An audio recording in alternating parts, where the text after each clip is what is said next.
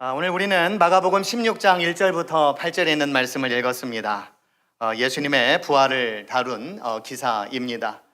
예수님의 공생애를 다룬 복음서 내용들을 보면 맨 끝에는 항상 예수님의 부활 이야기로 끝을 맺고 있습니다. 부활 이야기나 또 부활 이후에 어떠한 일들이 이루어졌는지에 대한 내용들은 서로마다 차이가 있기는 하지만 그러나 분명한 한 가지의 공통점이 있다면 경이로움으로 스토리가 끝난다라고 하는 겁니다. 성경에 보면 경이로울 만한 사건들이 참 많이 나옵니다. 하나님께서 천지를 창조하실 때에는 하나님 본인도 경이로움을 참지 못하셨던 그런 감격이 있습니다. 보기에 좋았다. 보기에 심히 좋았다. 하나님께서는 모세를 통하여 출애굽을 감당하실 때에도 홍해를 지나게 하셨고 또 광야를 지나게 하셨고 그리고 메추라기와 만나를 먹이게 함으로써 경이로운 스토리를 펼쳐 나가셨습니다. 우리가 성경을 읽는 이로움이 있다면 바로 경이로움을 회복하는 것인 줄로 믿습니다. 경이로운 감정은 단순한 감정이 아닙니다. 몸 전체에 실제적으로 많은 변화를 일으키는 것이기도 합니다. 신체적으로 경이로움을 느낄 때에 부교감 신경이 활성화된다고 합니다. 심박수가 안정이 되고 또 집중력이 높아진다고 합니다. 면역 기능이 개선되는가 하면 스트레스를 완화시키기도 합니다. 심리적으로 경이로움을 느낄 때에 우리는 우리 스스로가 작아지는 느낌을 경험하기도 하지만 그러나 우리는 깨어나는 느낌을 동반해 수반하기도 합니다. 그리하여 자기중심적인 생각이 줄어들게 되고 또 더 넓은 시야를 갖게 합니다. 그러다 보니 나보다는 우리 공동체의 삶에 더 비중과 가치를 두게 됩니다. 신앙적으로 경이로움은 하나님을 개념이 아니라 실제로 느끼게 하는 통로입니다. 말씀이 현실이 되고 하나님께서는 지금도 여전히 우리 가운데에 살아계시는 하나님을 믿는 마음이 경이로움을 통해서 얻게 되는 은혜입니다. 그러나 안타까운 것은 요즘의 시대가 점점 경이로움을 잃어가고 있다는 겁니다. 어릴 적 우리는 모든 것이 새롭고 놀라울 때가 있었습니다. 아장아장 걷거나 비틀거리는 걸음으로 새로운 세계를 어루만졌고 쳐다보았고 맛보며 자랐습니다. 그저 모든 것이 신기했습니다. 경이로움으로 가득 찬 세계인 줄로 알았습니다. 하지만 이러한 경이로움이 우리의 곁을 떠나고 있습니다. 우리는 더 이상 놀라지 않습니다. 그 이유가 어디에 있을까요? 우리는 왜 경이로움으로부터 멀리 가고 있는 걸까요? 가장 큰 이유는 우리가 모든 일을 점점 잘하게 되었다. 우리 자신과 공동체 그리고 주변 환경을 내가 장악할 수 있게 되었다라고 하는 교만함입니다. 따라서 부활은 경이로움을 잃어버린 시대에 다시 경이로움을 회복시키는 사건인 줄로 믿습니다. 내가 모든 일을 잘 해내고 모든 상황을 장악할 수 있다라고 하는 자부심을 내려놓고 하나님이 하시고 하나님만이 하심을 믿고 부활의 경이로움 앞에 무릎 꿇는 우리의 삶, 우리의 존재로서의 재확인이 바로 부활인 줄로 분명히 믿습니다. 무엇보다 우리 하나님께서는 2000년 전에 경이로운 일을 보이신 분이기도 하지만 지금도 경애와 놀라움과 매력으로 다가오시는 경이로우신 하나님을 실제로 경험하는 일이기도 합니다. 이런 은혜가 부활절 아침 여러분들에게 있어지기를 간절히 축원드립니다. 마가복음의 부활 이야기는 16장에서 펼쳐집니다. 부활 이야기 바로 앞에 보면 당돌하고 대담한 한 사람이 나오는데 아리마대 사람 요셉입니다. 이 요셉이 빌라도에게 요구하기를 십자가에 매달려 있는 예수님을 내려오게 하여 내가 장사를 지내겠다고 하였습니다. 아리마대 요셉은 존경받는 공회원이었습니다. 공회원은 당시에 최고 의결기관인 산헤드린의 구성원을 의미합니다. 이들은 종교와 정치 권력을 가지고 있던 최고의 지도층이었습니다. 보통 사람들이 보았을 때에는 이들은 경이로운 눈빛으로 바라볼 만한 그런 사람들이었습니다. 종교도 잘 알고 정치도 잘하고 존경도 받는 이 사람. 그런데 이 사람이 예수님을 장사하였습니다. 엘리트였고 기득권자였고 권력자였으며 예수를 정죄하고 죽이는 데에 앞장섰던 집단의 한 사람이 예수님의 장례를 담당했다는 것은 놀랄 일이 아닐 수 없습니다.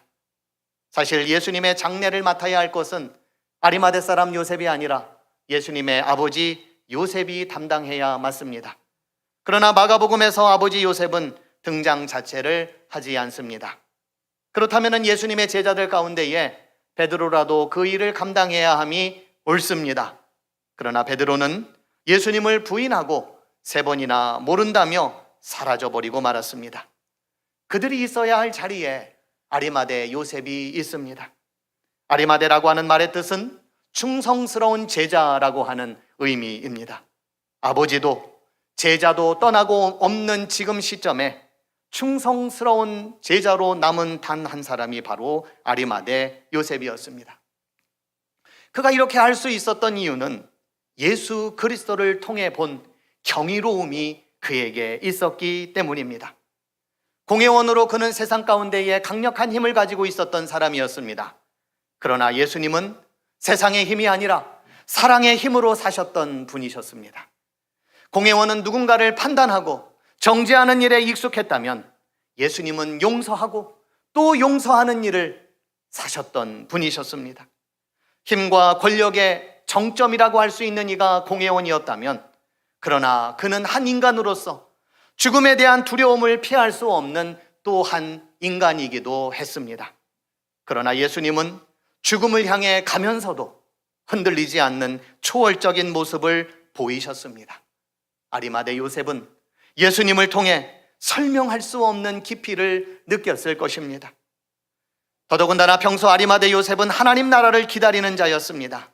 그러던 그에게 예수님의 오심은, 예수님의 삶은, 예수님의 존재는, 예수님의 실체는 하나님 나라 그 자체이었습니다. 상상했던 일이 현실화되었을 때의 놀라움, 아리마대 요셉에게 예수님은 경이로움 그 자체이었던 겁니다. 아리마대 요셉은 예수님의 시신을 세마포로 잘 싸서 바위를 파내어 만든 무덤에 안장시켰습니다. 이 모든 과정을 마친 다음 일어난 일에 대해 본문 15장 47절이 이렇게 증언을 합니다. 막달라 마리아와 요새의 어머니 마리아가 예수 둔 곳을 보더라. 이들은 분명히 보았습니다. 예수께서 십자가의 죽으심을 보았습니다. 아리마대 요셉에 의해 그냥 무덤이 아닌 바위를 파내어 만든 강력한 무덤에 안장되는 것도 보았습니다. 더욱이 아주 무거운 돌로 된 문이 그 무덤 입구를 닫는 것도 보았습니다. 이제 돌무덤에서 어떤 일이 일어날 것이라고 생각할 사람은 아무도 없습니다. 예수님은 죽었고 모든 것은 끝나버렸고 이제 희망은 사라져버렸습니다. 문은 닫혔고 그 문은 아주 무거운 돌문이었으며 그 문을 열 방법은 없었습니다. 더 이상 경이로움이라고 하는 단어를 꺼집어낼 수 없는 상황이 되고 말았습니다. 그러나 하나님은 인간의 경험과 이성과 판단에 갇히시는 분이 아니셨습니다. 하나님에 대해 이사야 선지자는 말하기를 내 생각이 너희의 생각과 다르며 내 길은 너희의 길과 다름이니 이는 하늘이 땅보다 높음같이 내 길은 너희의 길보다 높으며 내 생각은 너희의 생각보다 높음이라고 하였습니다. 하나님은 인간의 눈에는 보이지 않지만 새싹이 나고 잎이 자라고 꽃이 피고 열매를 맺도록 일하시는 분이셨습니다. 마가복음에서 예수님은 하나님 나라에 대해 이러한 비유로 말씀하셨습니다. 저가 밤낮 자고 깨고 하는 중에 씨가 나서 자라되 그 어떻게 된 것을 알지 못하느니라. 땅이 스스로 열매를 맺되 처음에는 싹이요 다음에는 이삭이요 그 다음에는 이삭에 충실한 곡식이라. 열매가 익으면 곧 낫을 대나니 이는 추수 때가 이르렀음이니라고 말씀하였습니다.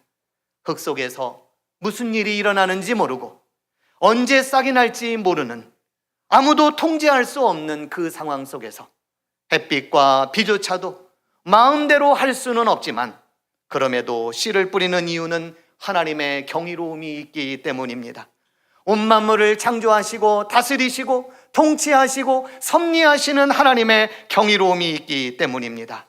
보이지 않게 일하시고 섭리하시는 하나님의 경이로움, 그 경이로움이 바로 저희들을 향한 경이로움이신 줄로 믿고 이 믿음 가운데에 사시는 여러분들이 되기를 축원드립니다.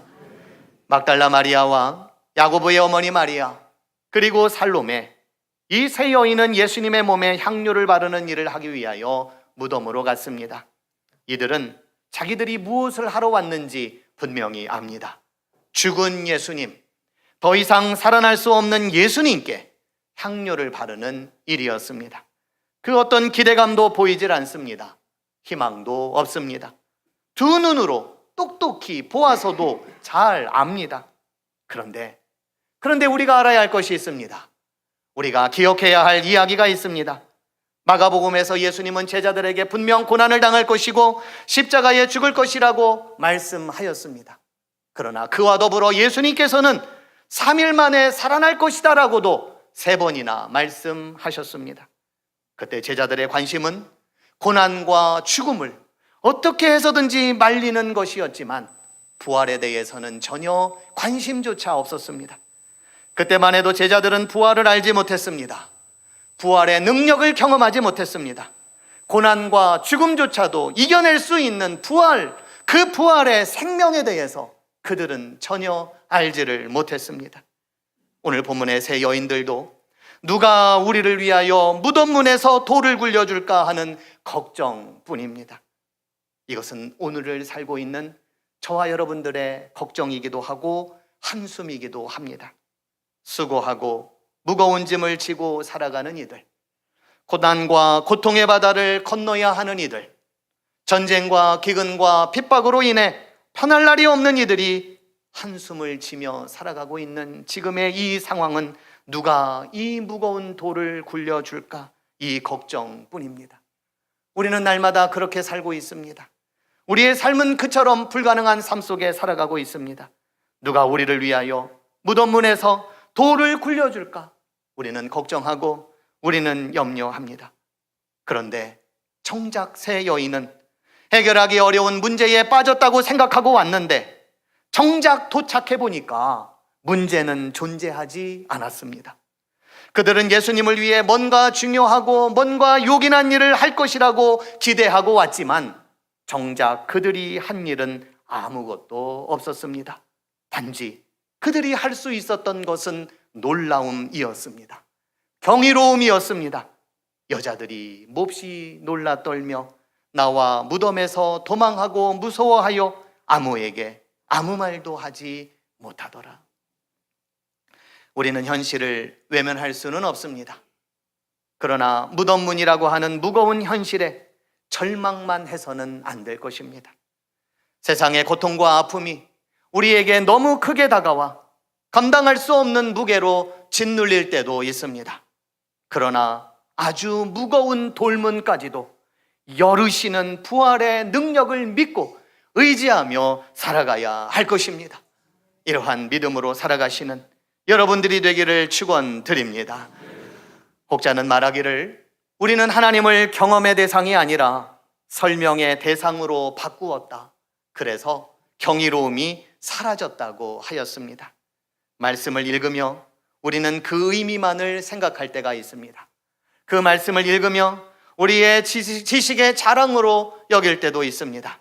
그러나 의미를 찾는 것도 중요하고 지식을 구하는 것도 중요하지만 말씀 앞에 순종하는 것이 더 중요한 일입니다. 단순히 신앙이 지식이 되고 하나님이 이론이 되면 경이로움은 사라지고 말 것입니다. 그러나 말씀 앞에 순종하며 나아갈 때에 우리는 나를 통하여 역사하시는 하나님을 만날 뿐더러 그 하나님의 경이로움 가운데에 우리는 살게 될 줄로 믿습니다. 독일의 신학자였던 루돌프 오토는 하나님의 거룩함을 만날 때에 인간이 느끼는 독특한 경험을 누미노스라고 하였습니다. 두렵지만 동시에 끌리는 신비, 감히 설 수 없는 자리이지만 떠날 수 없는 이 부르심, 모세는 떨기나무 앞에서 벌벌 떨며 신을 벗었습니다. 그리고 하나님의 부르심 앞에 순종하였습니다. 이사야는 성전에서 화로다 망하게 되었도다, 거룩하신 하나님 앞에 나는 망하게 되었도다 하였지만 결국에는 그 자리에서 주님, 내가 여기 있사오니 나를 보내시옵소서 하나님 앞에 순종하였습니다. 베드로는 예수님 앞에서 나는 죄인입니다 라고 고백을 하였습니다. 그러나 그는 동시에 그 자리에서 제자로 부름을 받았습니다. 빈 무덤에서 여인들은 몹시 놀라 떨었습니다. 그러나 하나님의 현존 앞에서, 예수 그리스도의 현존 앞에서, 예수 그리스도의 그 신비 앞에서 그들은 감히 설 수 없는 자리였지만 그 자리에서 주님의 부르심을 받고 부활의 증인의 삶을 살았습니다. 하나님의 만남은 이러한 신비입니다. 하나님의 만남은 이러한 감동입니다. 하나님의 만남은 이러한 이끌림입니다. 하나님의 만남은 감히 내가 그 자리에 설 수 없으나 그러나 그 자리에서도 우리를 부르시고 또 우리를 이끌시고 우리에게 사명을 주시는 하나님의 은총의 자리인 줄로 믿습니다. 예수님의 부활은 바로 그 자리에 우리가 서는 것입니다. 오늘 본문에 보면 부활하신 예수님을 대신한 한 청년이 나옵니다. 여인들에게 부활하신 예수님이 어디로 가고 계시는지, 너희들은 지금 무엇을 해야 하는지에 대해서 알려주고 있습니다. 7절 말씀에 보면 가서 그의 제자들과 베드로에게 이르기를 예수께서 너희보다 먼저 갈릴리로 가시나니 전에 너희에게 말씀하신 대로 너희가 거기서 배우리라 하리라 라고 말씀을 하였습니다. 갈릴리는 예수님의 공생애가 시작된 곳입니다. 제자들을 부르셨고 하나님의 나라를 선포한 곳이었습니다. 그러나 갈릴리는 변방의 땅이었습니다. 중심이 아닌 주변부였습니다. 민중 봉기도 자주 일어났습니다. 그만큼 백성들의 삶은 척박했고 그 땅 역시도 황폐한 곳이었습니다. 사람들은 갈릴리에서 무슨 선한 것이 나오겠냐고 말할 만큼 편견으로 가득한 땅 갈릴리였습니다. 그런데 갈릴리는 사람이 사는 일상의 자리입니다. 어부들은 고기를 잡고, 농부들은 밭을 일구고, 엄마들은 자녀들을 키우고, 또 온 가족이 오순도순 행복하게 살아야만 하는 일상의 자리였습니다. 살아야 하고 살려야 하고 생존하기 위해서는 땀 흘려 일해야만 하는 일상의 공간이었습니다. 그런 공간으로, 그런 갈릴리로 예수님께서는 가고 계십니다. 부활하셔서 하늘 높은 보좌에 그저 앉아 계시는 것이 아니라 갈릴리로 가셔서 실패하고 도망친 제자들을 다시 만나고, 일상 속에 어려움들은 많이 있지만 그러나 살아야 하고 살려야 하고 생존해야만 하는 그 인생들을 회복시키기 위하여 다시금 예수님께서는 갈릴리로 가셨습니다. 예전에 갈릴리는 예수님으로 인하여 경이로운 곳이었습니다. 그러나 이제는 그의 죽음으로 말미암아 경이로움을 잃어버린 장소가 되었습니다. 실패한 제자들만 모이고 황폐해진 땅에서 사람들은 애를 쓰고 노력을 하지만 물고기를 잡아도 밭을 일구어도 그들의 삶은 억눌리고 짓눌리고 희망을 찾기 어려운 삶이었습니다. 그러나 예수님은 그들로 하여금 다시 경이로움을 회복하기 위하여 그 길을 가셨습니다. 하나님의 나라, 하나님의 다스림, 하나님의 백성으로 사는 것이 어떠한 삶인지, 얼마나 경이롭고 얼마나 아름다운 삶인지를 그들과 다시 경험하기 위하여 예수님께서는 갈릴리로 가셨습니다. 고난을 당하시고 십자가에 죽으시고 부활하신 이후에 가장 먼저 예수님의 꿈은 바로 그들과 더불어 경이로운 인생을 다시금 회복하고자 하셨던 것이었습니다. 부활하신 예수님은 오늘 저와 여러분들의 일상 속에서도 오시는 분이십니다. 그곳에 함께 하셔서 경이로움을 함께 나누기를 원하고 경이로움을 함께 누리기를 원하시는 우리의 주님이십니다. 누가 우리를 위하여 무덤문에서 돌을 굴려주리요 걱정하고 염려하는 우리의 일상 가운데에 예수님께서는 오셔서 돌을 굴려주실 뿐만 아니라 우리의 삶을 경이로운 인생으로 바꾸고자 원하시는 우리의 생명의 주님이 되십니다. 그 주님이 부활하셨습니다. 예수께서 부활하셨습니다. 녹슨 세계의 못은 십자가에 예수님을 묶어두지 못했습니다. 돌무덤의 무거운 돌들은 예수님을 가두지 못하였습니다. 녹슨 세계의 못, 그리고 무거운 돌문, 우리는 그것들만 바라볼 것이 아니라, 그것들에만 우리의 눈을 고정시킬 것이 아니라, 부활하셔서 우리에게 오시고 부활하셔서 우리에게 경이로운 인생으로 다시금 시작하게 하시는 예수 그리스도의 부활의 능력으로 살아가시는 저와 여러분들이 되기를 주님의 이름으로 축원드립니다. 기도하시겠습니다.